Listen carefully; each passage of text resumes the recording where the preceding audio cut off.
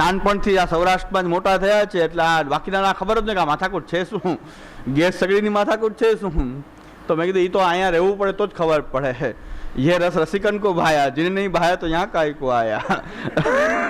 ये रस रसिकन को भाया, जिन्हें नहीं भाया तो यहाँ काय को आया. સૌરાષ્ટ્રમાં આવો હોય તો પછી આ બધું જાણવું પડે, કારણ કે અમે તો નાનપણથી એમાં ફરતા રહ્યા છીએ, જન્મજાત જન્મથી જ આમાં પરિભ્રમણ કરીએ.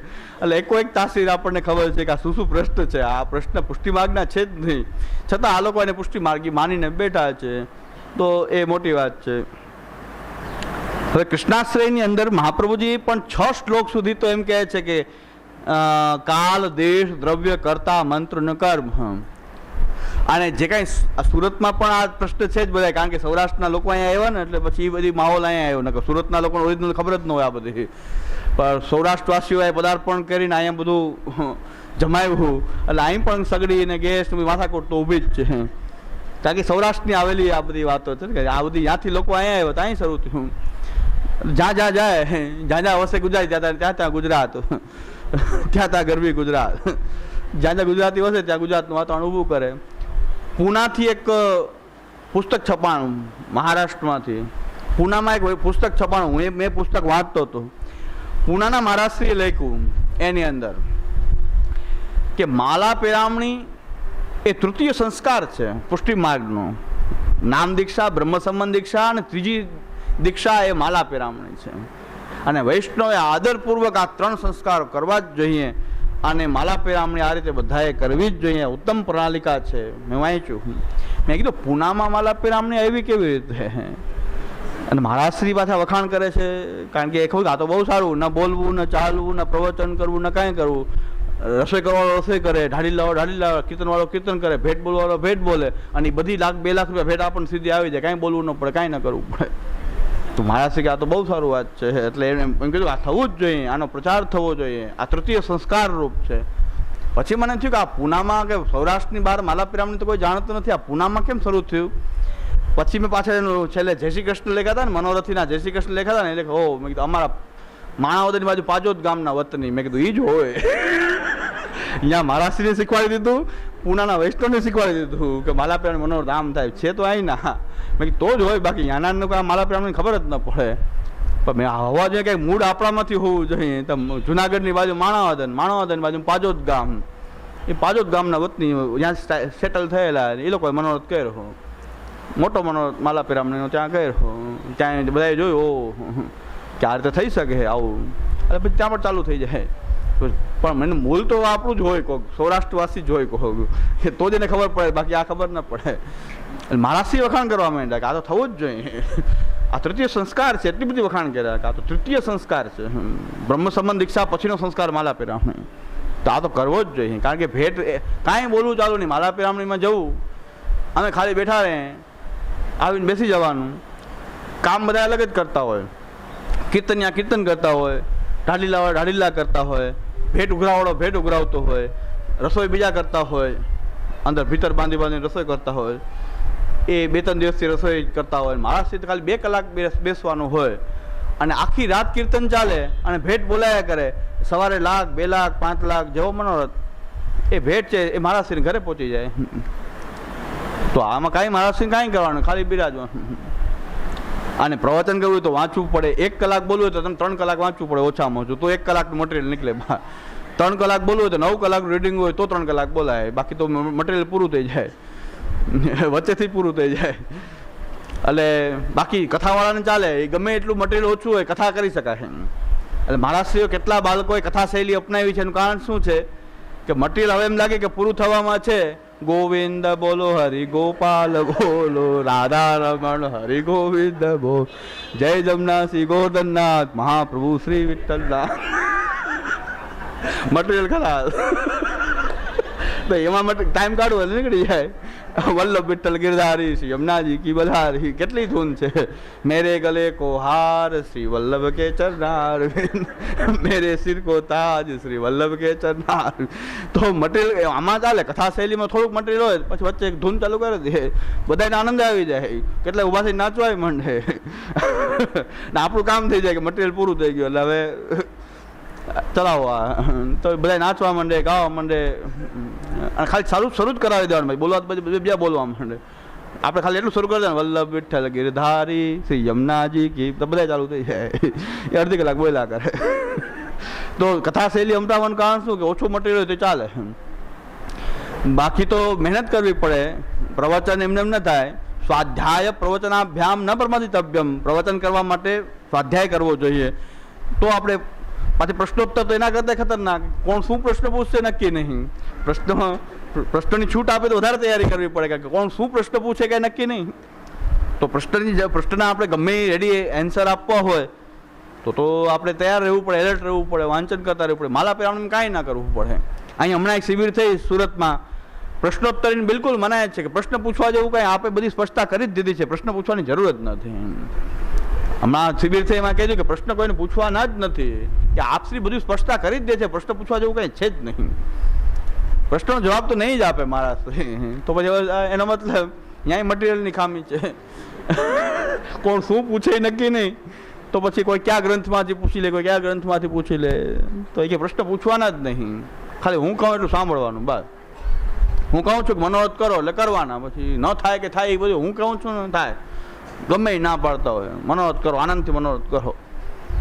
તો આ પ્રકાર છે કે પૂછે તો કંઈક જવાબ આપવાનો થાય, કોઈ કાંઈક પૂછે એનો કંઈ ઉત્તર આપવો હોય, ઉત્તર નથી આપવો, કોઈ જવાબ આપવો નથી, ખાલી પોતાની વાત કરી દેવી છે.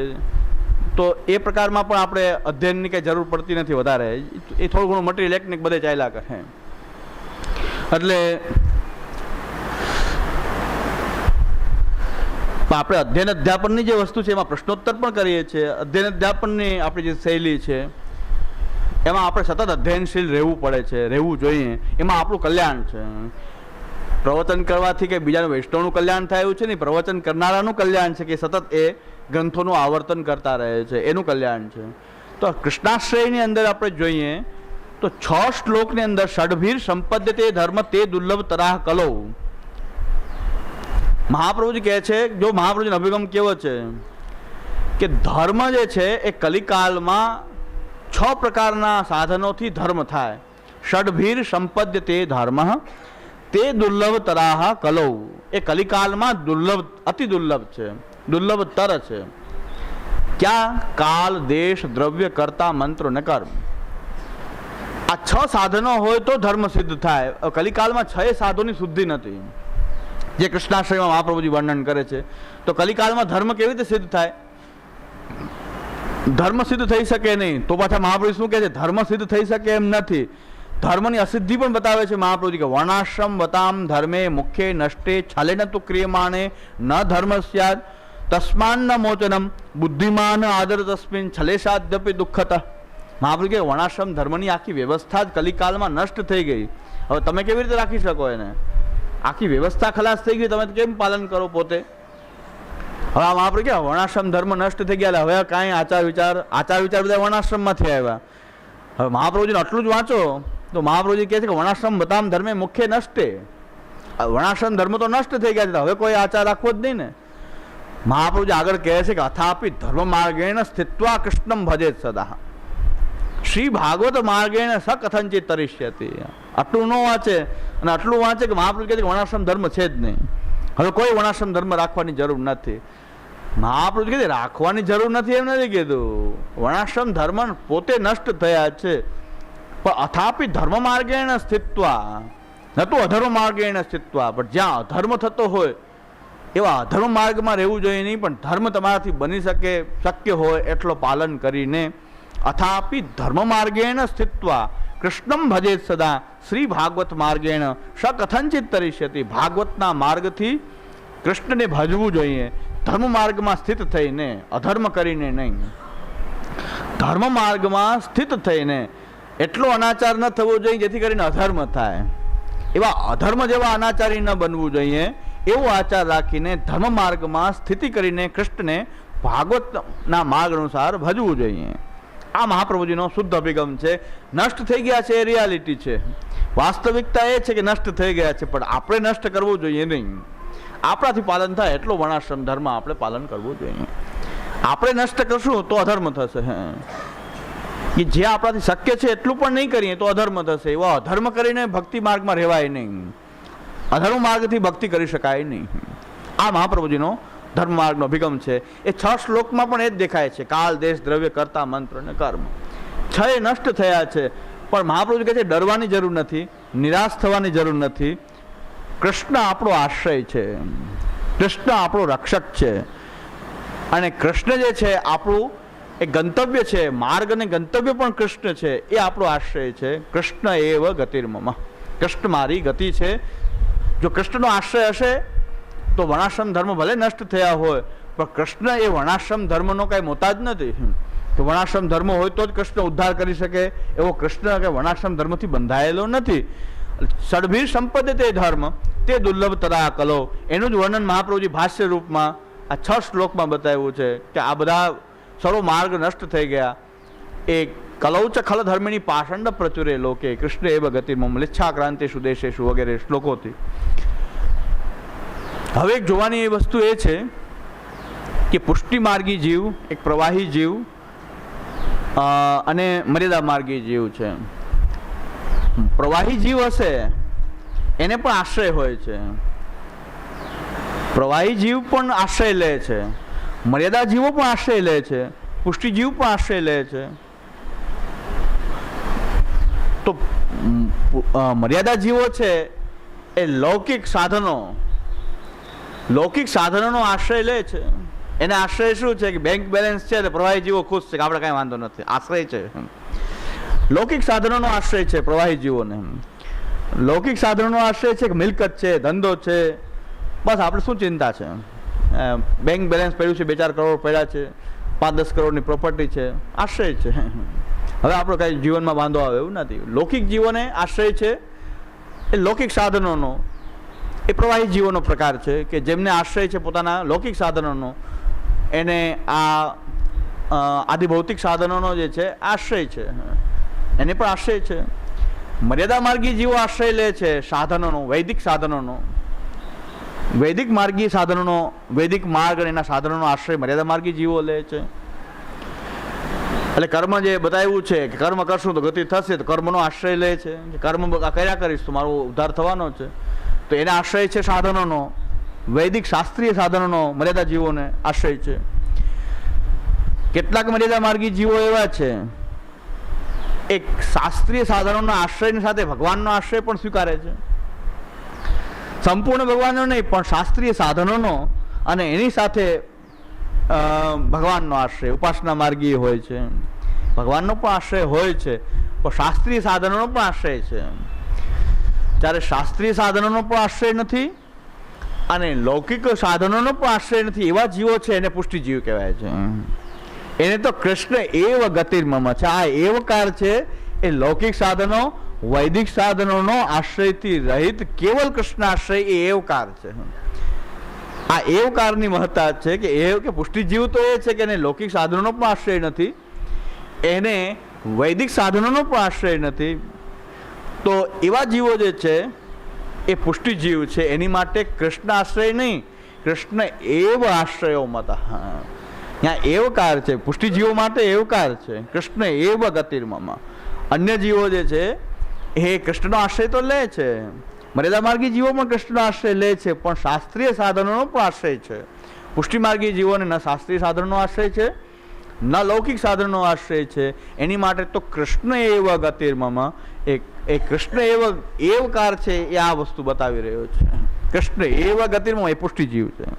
પુષ્ટિ જીવો તો કેવલ ભગવત શરણાગતિ જ સ્વીકારી રહ્યા છે. તો એ એવકાર, એ કૃષ્ણ એવ આશ્રયો મત, કૃષ્ણ જ આશ્રય છે, એ એવકાર છે. બીજું, ભગવાનની 10વિધ લીલા છે, એમાં આશ્રય લીલા તો છેલ્લી છે. 10વિધ લીલા એ લક્ષણ રૂપ છે, એનાથી લક્ષિત લક્ષ્ય જે છે આશ્રય છે. ભાગવતની 10વિધ લીલા, આપણો ભાગવત માર્ગ છે ને, ભાગવત માર્ગે સકથંચિત તરિષ્યતિ. 10વિધ લીલાની અંદર સર્ગ વિસર્ગ સ્થાન પોષણ ઉતિ મન્વંતર ઈશાનું કથા નિરોધ મુક્તિ, એ નવવિધ લીલા જે છે એ લક્ષણ રૂપો છે. એનાથી લક્ષ્ય જે છે એ આશ્રય છે. એ 12મો સ્કંદની ભગવાનની લીલા છે. 10વિધ લીલા, એમાં નવવિધ લીલા લક્ષણ રૂપ, એનાથી લક્ષિત લક્ષ્ય જે છે એ આશ્રય છે. એ આશ્રય પાછો કૃષ્ણ છે. તો 10વિધ લીલામાં 9વિધ લીલા જે છે એ લક્ષણ રૂપા, અને એનાથી લક્ષિત લક્ષ્ય જે છે એ આશ્રય છે. હવે એવકાર કેવી રીતે આવી રહ્યો છે કે નવવિધ લીલા કરવા માટે ભગવાને જે પોતાના વિભૂતિ રૂપોને ધારણ કર્યા. ભાગવતની દરેક સ્કંદની અંદર ભગવદ અવતારનું કંઈક વર્ણન છે. ભગવાનનું પ્રાકટ્ય ત્યાં ત્યાં બતાવ્યું છે. કપિલ દેવજીનો અવતાર થયો, એ પૃથ્વીરાજાનો, એ પણ ભગવદ અવતાર રૂપ ત્યાં માયના છે. વામનજી, નરસિંહજી, દરેક સ્કંદમાં દરેક લીલાની અંદર કંઈક ભગવદ અવતારની વાત છે. ભગવાને તત્ત લીલા કરવા માટે જે પોતાનું વિભૂતિ રૂપ એ ધારણ કર્યું છે એ પણ આશ્રયની નથી. એટલે છેલ્લે આશ્રય આવી રહ્યો છે એ કૃષ્ણ એવા આશ્રયોમાં હતા. જ્યાં પૃથ્વીરાજાનો આશ્રય નથી ત્યાં એ ભગવાનનો એ વરાહ અવતારનો આશ્રય, ન કપિલ દેવજીનો આશ્રય. ગાન છે લીલાનું, લીલાના ગાનમાં એમનું પણ ગાન થઈ રહ્યું છે, પણ આશ્રય કપિલ દેવજી નથી. આશ્રય આપણો ત્યાં વરાહ અવતાર, એ આપણો આશ્રય વરાહનો અવતારનું રૂપ છે, એ આશ્રયની રૂપ નથી. આશ્રયની રૂપ તો કૃષ્ણ જ છે. એટલે કૃષ્ણ એ ગતિમાં નવવિધ લીલા કરનારો પણ એ કૃષ્ણ જ છે. તત્ત વિભૂતિ રૂપો પણ એ જ ધારણ કરે છે. એના જે વિભૂતિ રૂપ છે, વરાહ રૂપ પણ એમનું જ વિભૂતિ રૂપ છે, નરસિંહ રૂપ પણ છે, એમનો વામન રૂપ પણ એમનું લીધેલું રૂપ છે, પૃથ્વીરાજાનું રૂપ એમનું લીધેલું રૂપ છે, એ હયગ્રીવ અવતાર રૂપ પણ એમનું રૂપ છે. જેટલા અવતારો આવી રહ્યા છે, યજ્ઞ રૂપ અવતાર થયો છે ભગવાન, એ રૂપ છે. નરનારાયણનો અવતાર થયો છે, એ પણ એનું રૂપ છે. આ બધા જે પૂર્ણ રૂપ કૃષ્ણના વિભૂતિ રૂપો છે કે જે તત્ત લીલા કરવા માટે એ રૂપોને ધારણ કર્યા છે ભગવાન, એ પણ આશ્રયની નથી. એટલે છેલ્લે 12મા સ્કંદમાં આવેલો 10મી જે લીલા છે, આશ્રય લીલા છે, ત્યાં કૃષ્ણાશ્રય, જગદાશ્રય, ભક્તિ યોગાશ્રય, ભાગવતાશ્રય, એ રૂપમાં ભગવાનનો જ કેવલ આશ્રય રહેલો છે. પંચવિધ આશ્રયની વાત છે. ત્યાં કૃષ્ણાશ્રય, ત્યાંથી જગદાશ્રય, તત્પશ્ચાત ભક્તિ યોગાશ્રય, ભાગવતાશ્રય ના આ બધાના રૂપમાં કૃષ્ણાશ્રયની વાત કરવામાં આવી છે. ત્યાં તત્ત લીલાના જે વિભૂતિ રૂપો એ પાછા આશ્રયની નથી. આશ્રયની તો કૃષ્ણ છે. એટલે કૃષ્ણ એવ ગતિર્મમ એવકાર છે. આ નવવિધ જે રૂપો જે છે, જે વિભૂતિ રૂપો છે, એનું પણ વ્યાવર્તન કરનાર છે. આશ્રય તો કૃષ્ણ છે. કૃષ્ણ એવ ગતિર્મમ. તો કૃષ્ણ એવ ગતિર્મમ એ આપણો આ કૃષ્ણાશ્રયનો મુખ્ય વિષય છે. હવે મહાપ્રભુજી 5 શ્લોકોથી કૃષ્ણાશ્રયની મહત્તાનું નિરૂપણ કરે છે. હા, રામ આપણું આશ્રયની રૂપ નથી, પણ રામ 4 આપણે એમ નથી કહેતા રામ શરણમ મમ નથી કહેતા, રામ એવો આશ્રયો મત નથી કીધું, કૃષ્ણ એવો આશ્રયો મત. એનું વાત શું છે? નરસિંહજી, વામનજી અને રામચંદ્રજી અસ્મત પ્રભુ સમો મત. આ જે છે રામસ્તુ રસરૂપત્વાદ અસ્મત પ્રભુ સમો મત. રામચંદ્રજી રસરૂપ છે અને આપણા કૃષ્ણની સમાન જ એને માનવા. તો રામનો આશ્રય પણ હકીકતમાં કૃષ્ણ આશ્રય છે, કારણ કે કૃષ્ણ રૂપ માનવાની વાત છે. કૃષ્ણની જેમ રામને માનો. પણ રામ જ્યારે અવતારના રૂપમાં જોઈએ, રામા અવતારના રૂપમાં, તો એનું વિભૂતિ રૂપ થયું, એ આશ્રયની નથી. પણ જ્યારે કૃષ્ણ સમ એને માનવામાં આવે, પુરુષોત્તમ રૂપે એને જ્યારે માનવામાં આવતા હોય, તો આશ્રય તો કૃષ્ણનો થયો ને. કૃષ્ણ સમાન માનીને આપણે એને કૃષ્ણ માન્યા છે. રામા અવતારને અવતારના રૂપમાં જોઈએ તો એ કૃષ્ણના અવતારની વિભૂતિ થશે. પણ જ્યારે અસ્મત સમૂહ એ અસ્મત પ્રભુ સમૂહ મત, આ 3 અવતારને મહાપ્રભુજી પુરુષોત્તમ અવતાર માને છે. એટલે કૃષ્ણના અને રામચંદ્રજીમાં કોઈ ભેદ માનતા નથી, એને વિભૂતિ નથી માનતા, પણ પુરુષોત્તમ માને છે. પણ એના અવતારના પરિપ્રેક્ષ્યમાં જો તો એ કૃષ્ણ અવતારી છે અને આ બધા એના અવતાર છે. પણ આ અવતારની વિશેષતા એ છે, નરસિંહજી, વામનજી, રામચંદ્રજી, અસ્મદ પ્રભુ સમો મત, અસ્મદ પ્રભુ કૃષ્ણ એની સમાન માનવામાં આવે છે. રામચંદ્રજીને કૃષ્ણ સમાન માનવાની વાત છે. એટલે આપણે ત્યાં એનો ઉત્સવ મનાવાય છે, રામચંદ્રજીનો ઉત્સવ મનાવાય છે. ઠાકુરજીની સેવાની અંદર આપણે ત્યાં મુખ્ય સ્વરૂપ રામચંદ્રજી ન હોઈ શકે, કારણ કે વ્રજાધીપની ભાવનાથી સેવન કરવાનું છે. એટલે વ્રજાધીપની ભાવના સાથે સુસંગત નથી. રામચંદ્રજીને પલના ઝુલાવો એ યોગ્ય લાગે નહીં. નરસિંહજીને પલના ઝુલાવો તો બહુ અયોગ્ય લાગે. નરસિંહજી પલના ઝૂલતા કેવા લાગે? વિકટાસ્યો લલત જીવો નખસત્ર જવોત્કટ. એ તો વિકટાસ્યો લલત જીવો, મોટી જીવવા બાર છે અને વિકટ હાસ્ય છે. એને પલના ઝુલાવવાની કોની હિંમત થાય પલના ઝુલાવે? નરસિંહજી તો ઠીક સામાન્ય સિંહ હોય ને, નરસિંહજી તો એના કરતાં પણ રૌદ્ર રૂપ છે ને. આ સામાન્ય સિંહ છે એ દૂરથી જોવાય, દર્શન થાય, મહાત્મ્ય છે એનું, સેવા ન કરાય. ગાયની સેવા કરી શકે, પૂછડું ફેરવા જઈએ, ચરણસ્પર્શ કરીએ, ગાયને કરી શકીએ, પણ સિંહ છે એ ગીરમાં જઈએ છીએ ખાલી દર્શન કરાય દૂરથી, ચરણસ્પર્શ કરવા ન જવાય. ઓલા ધોળમાં ગાય છે ને કે રાય સાગરમાં મરગલો એક છે રે, તેને જાણો સાક્ષાત ગિરિરાજ રે. રાય સાગરમાં એક મોટો, ભાવના તો ગમે એ કરે, મોટો મગર છે.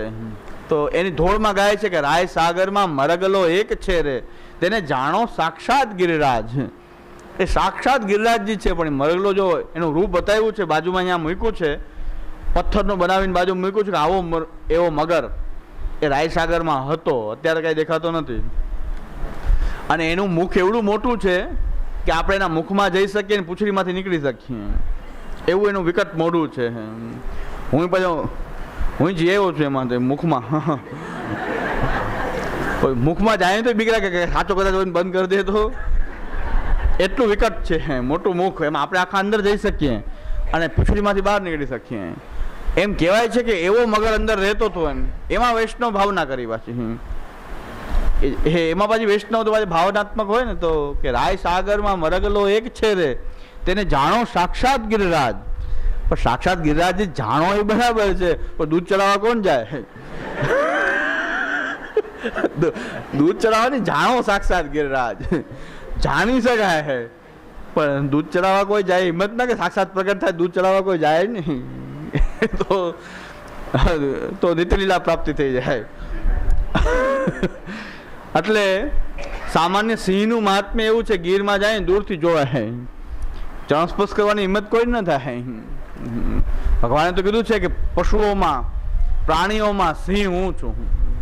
એ સિંહ હું છું જાણીએ બરાબર, દૂરથી દર્શન કરી લે, મહાત્મ્ય છે.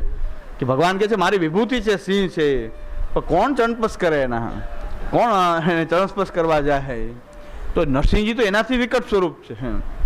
લક્ષ્મીજી ડરી ગયા. લક્ષ્મીજી તો એનાથી ડરવા માંડે, એવું ભગવાનનું રૂપ. હવે એને સાક્ષાત અસ્મદ પ્રભુ સમો મતા છે, પુરુષોત્તમ છે.